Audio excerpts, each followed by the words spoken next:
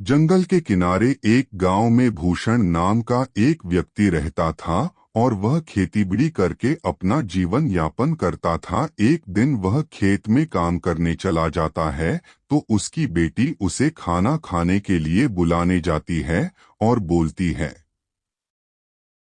जल्दी चलो ना पिताजी, बहुत भूख लगी है।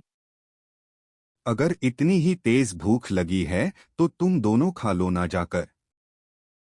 नहीं, भूख तो लगी है पर आपके साथ ही खाना खाएंगे हम। अच्छा, बस 5 मिनट रुको, फिर यह वाली खेत की गुड़ाई कर दूं, फिर आता हूँ। ठीक है पिताजी, जल्दी करो वरना खाना ठंडा हो जाएगा। रिया की बात सुनकर भूषण मुस्कुरा दिया और अपना काम खत्म करने में लग गया। यह कहानी भूषण की इन्हीं दो बेटियों की है जिनके नाम थे रिया और रचना। दोनों बहनें अपने पिताजी भूषण और मां गंगा के साथ गांव में रहती थी। एक दिन घर जाते हुए रिया बोली, पिताजी, यह खेत तो हमारे काम का है लेकिन यह तालाब हमारे किसी काम का नहीं है। आप इसे बेच क्यों नहीं देते और इसे बेचकर जो पैसे मिलेंगे उससे हम अच्छे अच्छे चीजें खरीदेंगे। ऐसा कभी मत करना मेरी बेटी। यह तालाब तुम्हारे दादाजी की आखिरी निशानी है। पता है, कई साल लगाकर उन्होंने बड़ी मेहनत से इसे खोदा था। क्या सच में अकेले ही उन्होंने इतना बड़ा तालाब खोद दिया? बातें करते हुए भूषण और उसकी दोनों बेटियां अब घर आ चुके थे। भूषण की पत्नी गंगा ने उन सब के लिए खाना लगा दिया और सभी एक साथ खाना खाने बैठ गए। फिर खाना खाने के बाद भूषण अपने बेटियों से बोलता है, हमारे गांव में कई साल पहले भयंकर सूखा पड़ा। फिर तुम्हारे दादाजी ने तालाब बनाने के लिए सोच लिया, फावड़ा उठाया और अपने ही खेत में उसे चलाना शुरू कर दिए। फिर कई महीनों तक वह अकेले ही उस खेत को खोदते रहे और फिर धीरे धीरे उसने एक बड़े से गड्ढे का रूप ले लिया। यानी वो तालाब बन गया? फिर उसमें से पानी निकला पिताजी? नहीं, फिर अगले साल बारिश हुई और वह बड़ा सा गड्ढा सुंदर सा तालाब बन चुका था और उसमें ढेर सारा पानी जमा हो गया था। तब जाकर गांव के लोगों को समझ आया कि काका ने अपने खेतों के लिए इतना काम किया। अरे वाह, दादाजी ने तो कमाल कर दिया। अब तुम्हारे दादाजी नहीं हैं, लेकिन उनका दिया हुआ यह तालाब आज भी हमारे साथ है बेटा। हाँ, सही कहा आपने पिताजी। मुसीबत की घड़ी में हार नहीं माननी चाहिए। फिर एक साल उनके गांव में फिर से सूखा पड़ा। परिवार के लिए बड़ी दिक्कत आ गई।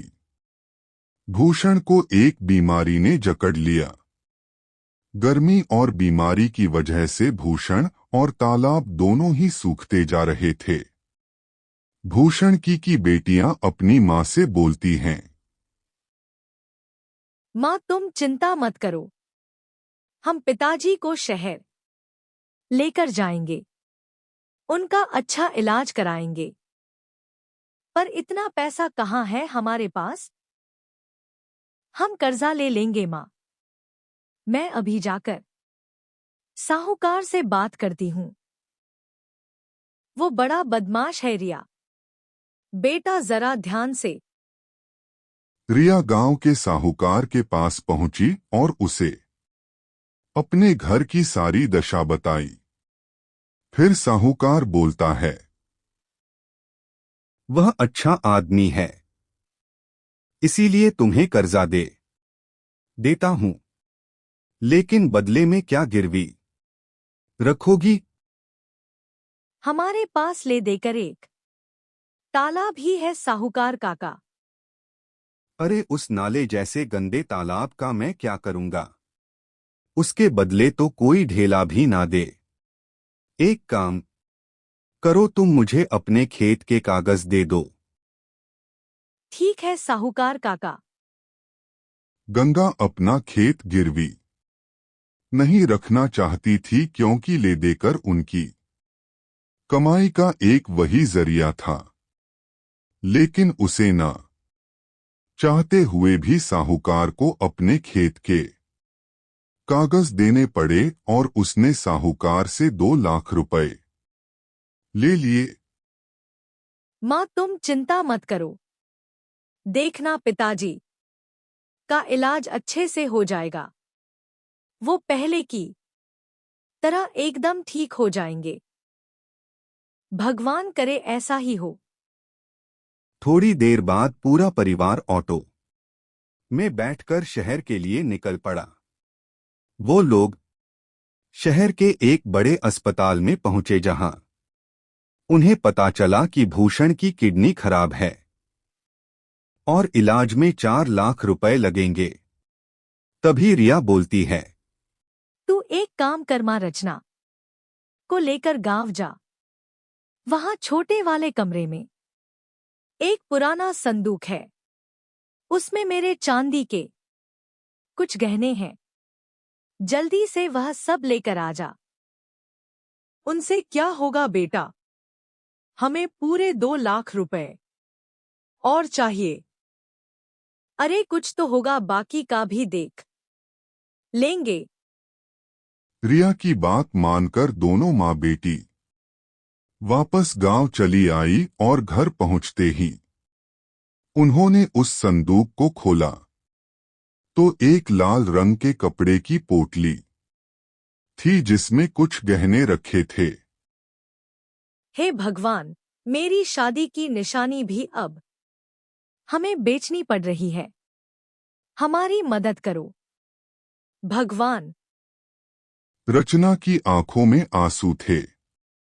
तभी गंगा की नजर एक चिट्ठी पर पड़ती है और उसे चिट्ठी में रचना के दादाजी ने अपने बेटे भूषण के लिए लिखी थी। रचना ने चिट्ठी को पढ़ना शुरू किया।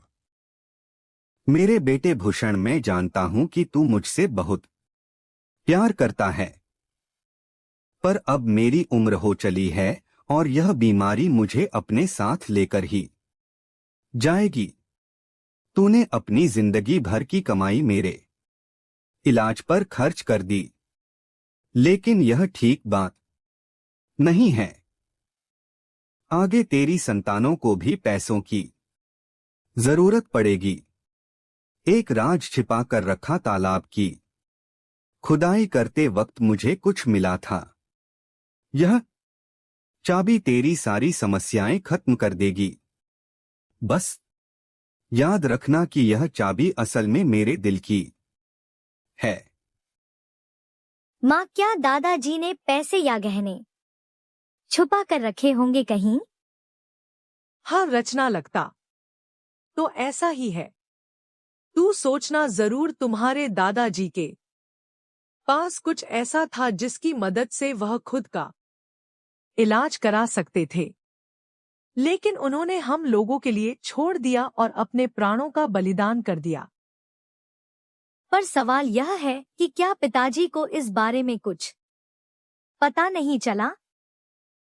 कैसे पता चलता? कितना छुपा कर तो रखी थी चिट्ठियां दादाजी ने। वो तो पता नहीं कैसे मेरी नजर पड़ गई इस पर। लेकिन माँ, ये चिट्ठी के आखिर में किस तरह की पहेली है। अब हम दादाजी का दिल निकाल कर कहां से लाएं? बुद्धू वह किसी तरफ इशारा कर रहे हैं। उन्होंने कहा कि यह चाबी मेरे दिल की है। इसका मतलब कोई ऐसी चीज जो उनके दिल के सबसे करीब थी। उनके दिल के सबसे करीब तो पिताजी हैं, पर पिताजी में चाबी थोड़ी ही लगेगी। कुछ और सोच। हाँ माँ, उनके दिल के करीब वो तालाब ही है जो उन्होंने बहुत मेहनत से खुद ही खोदा था। शाबाश, सही कहा। पर इतने बड़े तालाब में हम यह चाबी कहाँ लगाएंगे? किस जगह? सोच रचना, सोच। माँ, चाबी तो किसी ताले में ही लगेगी और तालाब जरूर किसी चीज की तो सुरक्षा कर रहा होगा। यह कैसे पता चलेगा? और पूरा तालाब खोदने में तो बहुत वक्त लग जाएगा और डॉक्टर ने जल्दी पैसे मंगवाए हैं। क्या करें माँ? मिल गया। मान गई। तुम्हारे दादाजी तो बहुत ही समझदार थे। मतलब उन्होंने एक ही पहेली में 2 उत्तर दिए हैं। उनके दिल की चाबी मतलब तालाब और दिल कहाँ होता है? तो हम तालाब के बीचों बीच खुदाई करेंगे, वो भी रात को। वाह माँ, क्या दिमाग पाया आपने।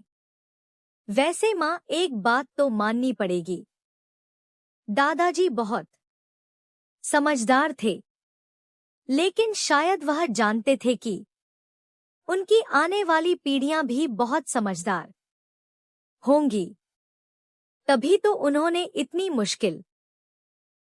माँ की बात सुनकर रचना मुस्कुरा दी और फिर रात में उन दोनों ने तालाब के बीचों बीच खुदाई शुरू कर दी और थोड़ी सी खुदाई के बाद उन्हें वहां से वाकई एक संदूक मिला और फिर जब उसे खोला गया तो उसमें ढेर सारे सोने के सिक्के थे।